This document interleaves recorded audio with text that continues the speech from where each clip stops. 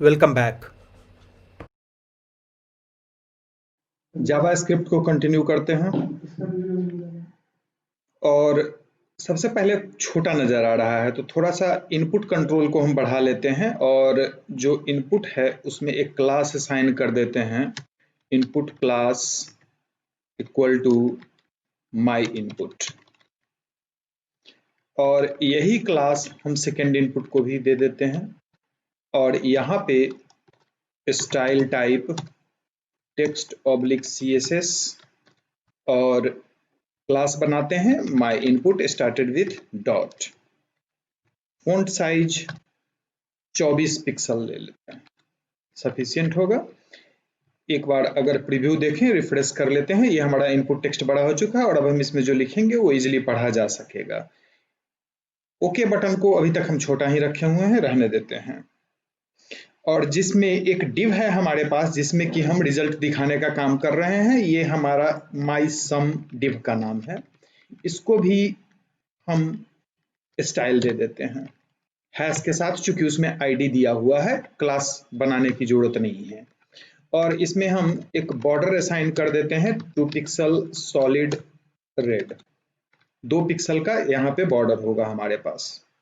पिछले दिन बताए थे कि पेज पे जो एलिमेंट है वो डॉम में लोड हो चुका है और डॉम में जो एलिमेंट लोड हुआ है उसके वैल्यू को हम ले रहे हैं गेट एलिमेंट बाय आईडी से, और वैल्यू लेने के बाद हम फिर वापस उसको जोड़ के और स्क्रीन पे दिखा रहे हैं। आज हम फंक्शन का कंसेप्ट बताएंगे। सबसे पहले तो एक हम फंक्शन बनाते हैं, जैसा कि हमने एक फंक्शन पिछले दिन बनाया था, फंक्शन का नाम हमने रखा था गेट सम। ऐसे अभी हम थोड़ा अलग टाइप का फंक्शन बनाएंगे। फंक्शन बनाने के लिए हम लिखते हैं फंक्शन और फंक्शन का नाम हम रखते हैं सम। पैरेंथेसिस के अंदर हम 2 वेरिएबल लेते हैं x, y। करली ब्रास स्टार्ट और क्लोज कर दिए, ये हमारा फंक्शन बन चुका है। अब इस फंक्शन में अभी तक हम कोई टास्क नहीं दिए और ये x y जो लिए हैं उसका मतलब क्या है ये भी नहीं बताए हैं। तो सबसे पहले x को कोई वैल्यू चाहिए और y को कोई वैल्यू चाहिए, और x y को वैल्यू हम देने के लिए क्या करेंगे, सम को कॉल करेंगे। सम फंक्शन कॉल करने के लिए लिखते हैं सम, पैरेंथेसिस शुरू करते हैं और वहां पर हमारे पास वैल्यू a में है और वैल्यू b में है, दोनों को हम पास कर देते हैं। अंत में सेमीकोलन देना है। सम ऐसे लिखने का मतलब हम फंक्शन को कॉल कर रहे हैं और ये जो लिख रहे हैं जहां कि हम फंक्शन में डिफाइन करते हैं कि हम क्या लेंगे, ये है फंक्शन का बॉडी, कंप्लीट फंक्शन का डिफिनीशन। और सिंपली अगर इतना की बात करें तो यह है फंक्शन का सिग्नेचर। यहां तक ये फंक्शन का है सिग्नेचर। फंक्शन को हम मेथड भी बोलते हैं। तो सम फंक्शन हम जो बनाए हैं वहां क्या किए हैं, यहाँ पे 2 वैल्यू हम फंक्शन के अंदर पास किए हैं और यही 2 वैल्यू यहाँ कंटिन्यूअस x और y में रिसीव होगा, सिंपल। और यहाँ पर हम क्या करते हैं, सिंपली लिखते हैं रिटर्न x प्लस वाई। ये वैल्यू रिटर्न कहाँ जाएगा, वापस जहां से फंक्शन को कॉल किया हुआ है। यहाँ पे हमको एक एक्स्ट्रा वेरिएबल चाहिए c, जहां की हम रिटर्न वैल्यू को स्टोर करेंगे। ध्यान रखना है फंक्शन में हम आर्गुमेंट, ये जो पास किए हैं ये है आर्गुमेंट। ये कोई भी वैल्यू हो सकता है, कितना भी वैल्यू हो सकता है, जबकि रिटर्न वैल्यू केवल एक ही हमेशा होगा। एक फंक्शन एक बार में एक ही वैल्यू रिटर्न करता है। तो अब जो जोड़ने का काम हम यहाँ कर रहे थे वो हम यहाँ से हटा लेते हैं और सिंपली इसको डिलीट करके यहाँ लिखते हैं सी। अब ये काम कैसे करेगा पहले ये समझना है। तो सबसे पहले वेरिएबल ए में वैल्यू लाएगा num1 का, वेरिएबल बी में वैल्यू लाएगा num2 का, ए और बी दोनों को पास करेगा सम फंक्शन को, यानी कि इंटरनली पॉइंटर जंप सीधे यहाँ करेगा। ए का वैल्यू आएगा x में, y का वैल्यू आएगा, b का वैल्यू आएगा y में। एक्स वाई के वैल्यू को जोड़ेगा और जो भी जोड़ होता है उसको रिटर्न कर देना है। तो रिटर्न वापस जो वैल्यू आएगा वो सी में स्टोर हो जाएगा। और सिंपली अब हम सी के वैल्यू को दिखा रहे हैं यहाँ पे, सम इक्वल टू सी का वैल्यू, सी का जो भी वैल्यू होगा वो वहां दिखेगा। वापस स्क्रीन पे आते हैं और इस चीज को पहले पेज को रिफ्रेश कर लेना है, और रिफ्रेश करने के लिए या तो कीबोर्ड से 5 दबाना है या यहाँ इस बटन पे दबाना है। यहाँ पे वैल्यू लेते हैं 14 और यहाँ पे वैल्यू देते हैं 52। ओके पे क्लिक करते हैं, हमें मिला सम इक्वल टू 66। अब यहाँ पे दो चेंजेस करते हैं। सबसे पहले तो फ़ॉन्ट हम असाइन कर देते हैं हम अपने डिव को भी, ताकि सही दिखे। तो सिंपली इसी फ़ॉन्ट को हम यहाँ पे कॉपी करके पेस्ट कर देते हैं ताकि वो भी बड़ा दिखे। वापस नीचे आते हैं फंक्शन के बारे में फिर से। फंक्शन सिंपली क्या है कि एक कोड का पार्ट है। सिंपली हम चाहते हैं कि अगर कोई लंबा कोड लिख रहे हैं उसमें कुछ पार्ट को हम फंक्शन को दे दें। एक पर्पस ये होता है। दूसरा पर्पस है कि हम सिंपली करना क्या चाहते हैं कि एक ही तरह के काम को हमें मल्टीपल प्लेसेस पे करना है, मल्टीपल जगह पे सेम चीज को दोहराना है, और उस काम को करने के लिए हमें 50-100 लाइन या 10-20 लाइन लिखने की आवश्यकता होती है। तो हम क्या करेंगे कि सिंपली उसके लिए भी फंक्शन बनाएंगे और उसको 10-20 जगह पे कॉल करेंगे, ताकि कभी भी लॉजिक में अगर चेंजेस आते हैं तो एक जगह हमें करने की जरूरत होगी, बाकी जगह हो जाएगा ऑटोमेटिक। और अगर हम सिंपली क्या करते हैं कि 20 लाइन के कोड की आवश्यकता हमें अगर प्रोग्राम में डिफरेंट डिफरेंट प्लेसेस पे 20 जगह पे है, तो हम क्या कर सकते हैं, कॉपी पेस्ट कर सकते हैं। लेकिन कॉपी पेस्ट अभी करना आसान होगा, फ्यूचर में अगर उस लॉजिक में कोई चेंजेज होगी उस 20 लाइन के लॉजिक में, तो हमको हर जगह ढूंढ के उस लॉजिक को सही करना होगा। तो उसके लिए भी फंक्शन बनाते हैं। कोड रीयूजेबिलिटी फंक्शन का मेन पर्पस है। दूसरा पर्पस ये हो सकता है कि कोड को हम एक तरह के कोड को सेपरेट रखना चाहते हो, कुछ अपने लॉजिक पे कंसंट्रेट करना चाहते हो। सपोज कोई एक लॉजिक लिख रहे हैं, बीच में एक कोई कैलकुलेशन है जो काफी कॉम्प्लेक्स है, तो उस कॉम्प्लेक्स कैलकुलेशन को हो सकता है लंबा भी हो, तो उस कॉम्प्लेक्स और लंबे लॉजिक को हम अलग एक फंक्शन में डाल देते हैं और हम अपने मेन लॉजिक पे कंसंट्रेट रहे उसके लिए क्या करते हैं, यहाँ पे एक लाइन लिखते हैं और जो मेन पर्पस है उसको हम फंक्शन के अंदर लिख देते हैं। यहाँ पे जो फंक्शन यूज हुआ है वो दो तरह का।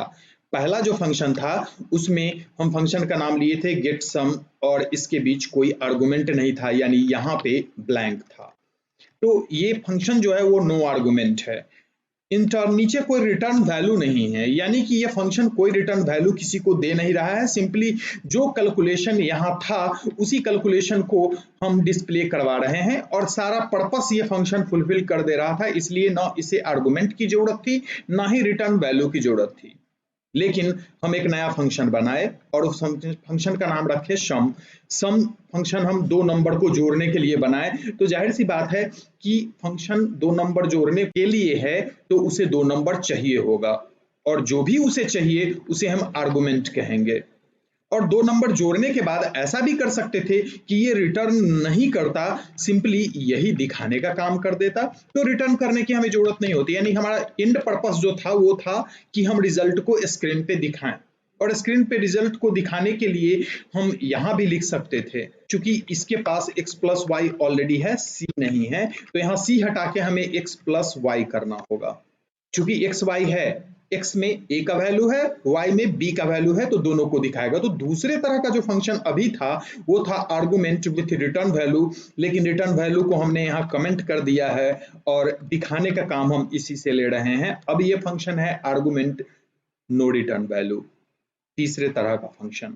पहले तरह का फंक्शन ये फंक्शन था no argument no return value, दूसरे तरह का फंक्शन है आर्गुमेंट नो रिटर्न वैल्यू, और तीसरे तरह का अगर हम ये लाइन हटा दें और इसको ऑन कर दें तो ये होगा आर्गुमेंट एंड रिटर्न वैल्यू। चौथा ऐसा फंक्शन जिसमें कि आर्गुमेंट न दे, सिंपली वो वैल्यू रिटर्न करे, वो भी दिखाएंगे।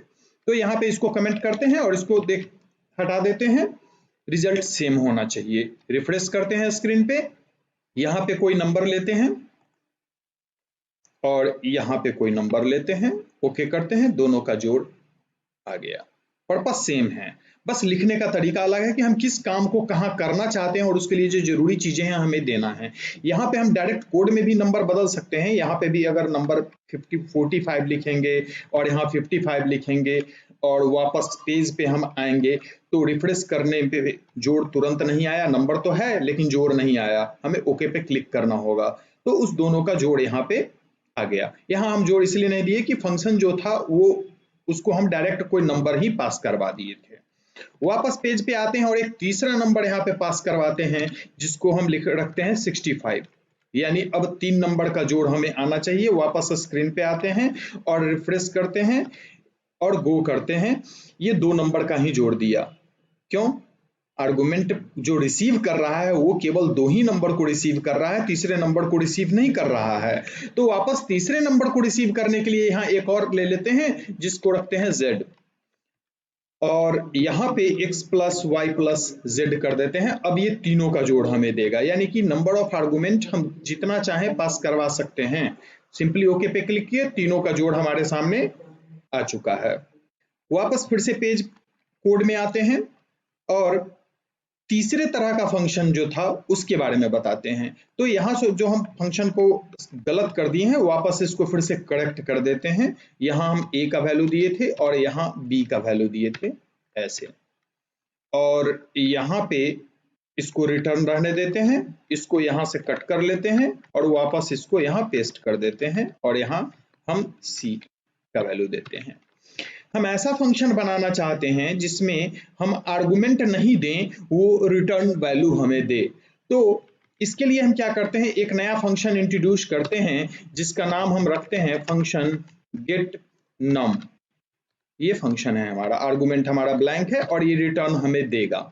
ये क्या करेगा, तो ऐसा करते हैं फंक्शन का नाम रख लेते हैं गेट फर्स्ट नंबर नम, और जो पहला नंबर है वहां पर जो हम सिंपली यहाँ पार्स इंट किए हैं इस चीज को यहाँ से कट कर लेते हैं और इसको कहते हैं कि तुम रिटर्न कर दो सेम चीज। पहले तुम num1 का वैल्यू लो, नंबर में कन्वर्ट कर दो और वापस इसको रिटर्न कर दो। तो सिंपली रिटर्न वैल्यू हम स्टोर कहाँ करेंगे, यहाँ पे। तो यहाँ पर हम सीधा लिखते हैं गेट फर्स्ट नम और आर्गुमेंट हम खाली छोड़ देते हैं। एक बन गया। उसी तरीके से एक और बना देते हैं गेट सेकेंड नम। इसी के नीचे इसको हमने पेस्ट कर दिया, फर्स्ट नम को बदल के यहाँ पर सेकेंड नम कर देते हैं, यहाँ num1 को बदल के num2 कर देते हैं, ये दूसरे का वैल्यू लेगा। और इस लाइन को यहाँ से हटा के यहाँ पे लिखते हैं गेट सेकेंड नम। पैरेंथेसिस हमेशा देना है चाहे कोई आर्गुमेंट हो या ना हो। अब ये दूसरा नंबर देगा, तो पहला नंबर ए में आया, दूसरा नंबर बी में आया, दोनों को जोड़ने सम फंक्शन कॉल हुआ ए बी के साथ, रिटर्न वैल्यू हमें मिला सी में और हमें दोनों का जोड़ स्क्रीन पर दिखा दिया। एक चीज और यहाँ बताएंगे कि ये काम कैसे करेगा। तो सबसे पहले वैर ए पढ़ेगा, गेट नम को जैसे ही पढ़ेगा इंटरनली पॉइंटर जंप यहाँ करेगा। यहाँ करने के बाद पहले वो ब्रैकेट के अंदर वाले स्टेटमेंट को एग्जीक्यूट करवाता है। तो सबसे पहले इस चीज को एग्जीक्यूट करेगा, यानी कि पहले टेक्स्ट बॉक्स का वैल्यू लेगा, उसे इंटीजर में कन्वर्ट करेगा और रिटर्न करेगा। रिटर्न पढ़ते ही ए का वैल्यू वही वैल्यू होगा जो उसने रिटर्न किया है। अगले लाइन पे आएगा अब var b equal to get second num. Get second num को पढ़ते ही यहाँ जंप लगाएगा और पहले इसका वैल्यू लेगा, उसको नंबर में कन्वर्ट करेगा और रिटर्न करेगा। रिटर्न को पढ़ते ही यहाँ पे जंप लगाएगा और b का वैल्यू वही होगा जो उसने रिटर्न दिया। a और b फिर हम यहाँ लिख रहे हैं var c equal to as it is पढ़ेगा। जैसे ही सम फंक्शन को पढ़ेगा तो सम फंक्शन पे जंप लगाएगा और a का वैल्यू x में, b का वैल्यू y में लेके आएगा। एक एक्स्ट्रा पैरामीटर है, हटा देते हैं। दोनों को वैल्यू को जोड़ेगा और जोड़ने के बाद रिटर्न करेगा। रिटर्न स्टेटमेंट पढ़ते ही क्या करेगा कि जो भी रिजल्टेंट था उसे सी में स्टोर करेगा इंटरनली। ये सब कहाँ होगा, कंप्यूटर के प्राइमरी मेमोरी रैम के अंदर होगा। यानी कि ये यूजर के कंप्यूटर पे कोई भी वेबसाइट हम बनाते हैं तो सर्वर पे डालते हैं, लेकिन खोलता उसे कोई और है। तो जो उस साइट को खोल रहा है उसके कंप्यूटर के रैम का यूज होगा, यहाँ पे उसके कंप्यूटर के मेमोरी का यूज होगा। सी का वैल्यू आ गया, मेमोरी में है। सी के वैल्यू को अब वो डॉम में जाएगा, डॉम में ढूंढेगा माई सम नाम के एलिमेंट को और उसमें दिखाएगा sum equal to this value. वापस टेस्ट करते हैं, स्क्रीन पे आते हैं, रिफ्रेश पेज को करते हैं, यहाँ पे वैल्यू डालते हैं, यहाँ पे वैल्यू डालते हैं और ओके बटन पे क्लिक करते हैं। कोई वैल्यू नहीं मिला। अगर हम F12 यहाँ पे दबाएं तो हम कंसोल में देख सकते हैं get some is not defined, एक एरर है। एरर डिटेक्शन और एरर करेक्शन भी हमें सीखना होगा। एरर क्या कह रहा है उसे भी समझना होगा। तो यहाँ पे मैसेज में है get sum not defined, get sum defined नहीं है। वापस कोड में आते हैं और देखते हैं क्या गेट सम डिफाइंड नहीं है, ये गेट सम है। यहाँ हमने क्या गलती की है वो हमें देखना होगा। FUN फंक्शन का स्पेलिंग गलत है यहाँ पे, इस कारण से आया, कलर भी अलग है, ये फंक्शन का स्पेलिंग गलत था। एरर के कारण पूरा का पूरा जावा स्क्रिप्ट इनवैलिड हो गया और इस कारण से रिजल्ट नहीं आ रहा था। वापस कोड में आते हैं, यहाँ पर रिफ्रेश करते हैं और कंसोल को खुला रखते हैं ताकि कोई और एरर अगर लॉग हो कंसोल में तो हम देख पाएं। तो यहाँ पे कोई वैल्यू डालते हैं, यहाँ पे कोई वैल्यू डालते हैं और ओके बटन पे क्लिक करते हैं, हमें वैल्यू मिल चुका है। तो यहाँ पे हम हर तरह का फंक्शन अब तक हम बता चुके हैं। अब ऐसा करते हैं कि अगले स्टेटमेंट की ओर चलते हैं, यानी अगले फंक्शन को जानते हैं। दरअसल में ये गेटसम क्या है, एक फंक्शन है। गेट फर्स्ट नम भी एक फंक्शन बनाए, ये भी एक फंक्शन बनाए, ये भी एक फंक्शन बनाए, ये सारा का सारा फंक्शन जो था वो यूजर डिफाइंड फंक्शन है। क्या है, यूजर डिफाइंड फंक्शन, और इसको शॉर्ट में हम UDF कहेंगे। जबकि ऑलरेडी जावा स्क्रिप्ट जो लैंग्वेज है वो कुछ फंक्शन प्रोवाइड करता है जो उसका अपना नेटिव फंक्शन है। नेटिव फंक्शन को हम बोलते हैं लाइब्रेरी फंक्शन।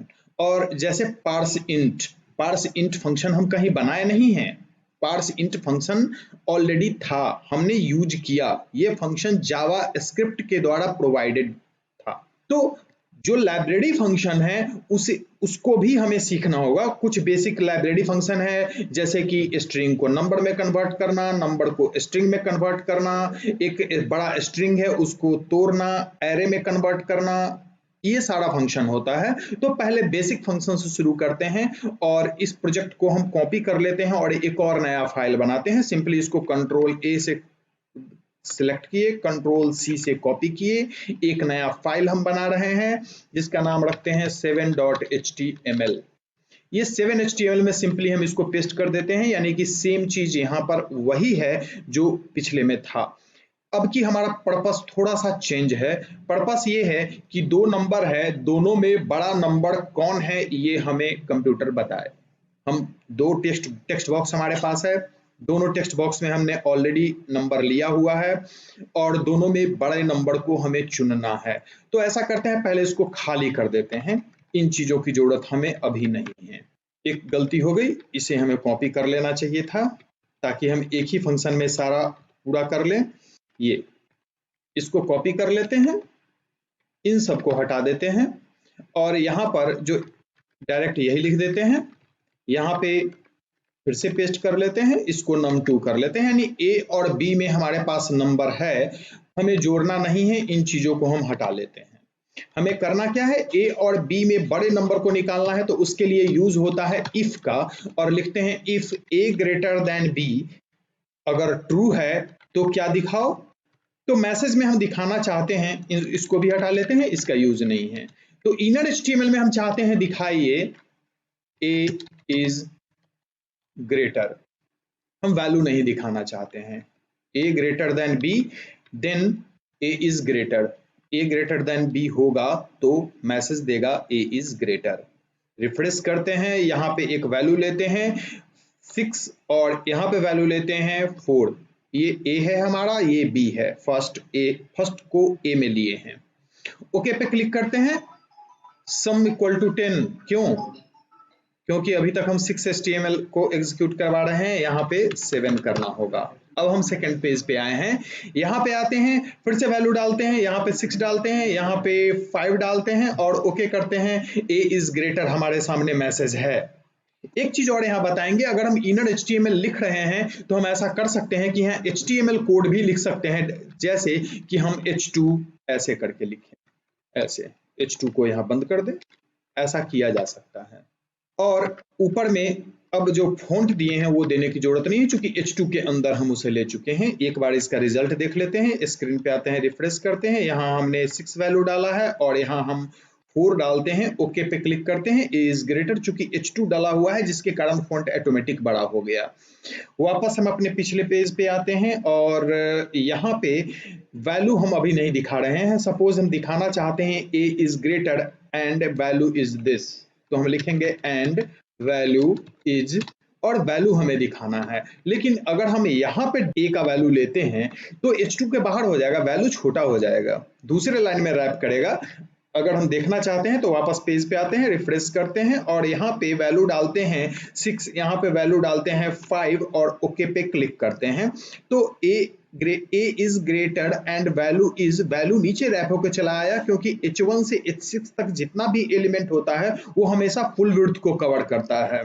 तो इसको हमको करना क्या चाहिए था, उसको इज के बाद जस्ट बाद लिखना चाहिए था, यानी कि H2 को बंद करने से पहले। और उसके लिए एक बार वापस कोड में आते हैं और यहाँ पे इसको हटा लेते हैं और हमें लिखना यहाँ है। लेकिन यहाँ अगर हम डायरेक्ट वैल्यू लिखेंगे तो वो एज इट इज डिस्प्ले होगा, हमें वेरिएबल लेना है। तो वेरिएबल लेने के लिए क्या करना होगा, डबल कोट जो इधर शुरू हुआ था उसे हम यहीं पे बंद करेंगे और यहाँ पे प्लस डाल के और यहाँ पे वैल्यू देंगे ए और फिर एक प्लस डालेंगे, ताकि राइट साइड भी एक हमारा स्ट्रिंग है वो कनेक्टेड हो, यानी कि H2 A is greater and value is result आएगा, फिर H2 बंद होगा, यानी कि पूरा रिजल्ट हमारा एक लाइन में होगा। रिजल्ट देखते हैं, रिफ्रेश करते हैं और यहाँ पे लिखते हैं फिर से 9 और यहाँ पे लेते हैं 7, ओके पे क्लिक करते हैं। रिजल्ट हमें दिख रहा है, टोटल H2 के अंदर आया है, वहां किसी भी तरह का HTML टैग सपोर्टेड है, ध्यान रखना है।